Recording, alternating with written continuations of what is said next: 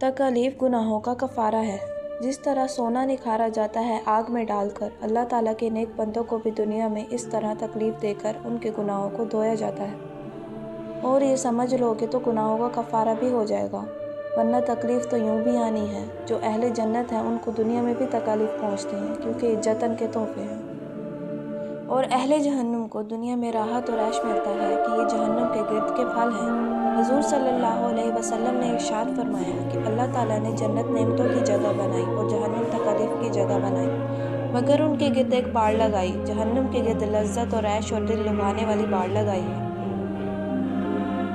جنت کے گرد محنت، تکلیف اور مشقت کی باڑ لگائی ہوئی ہے، لہٰذا کانٹے، مصیبت اور تکلیف اٹھانے کے بعد ہی جنت میں داخلہ ہوگا۔ مومن کا ایمان سلامت رہے تو یہ تکالیف، غم، بیماری اور مصیبت یہ تحفے ہیں، جنت کے یہ کانٹے ہٹے اور جنت کا راستہ ملا۔ اللہ تعالیٰ ہر مومن کا ایمان سلامت رکھے۔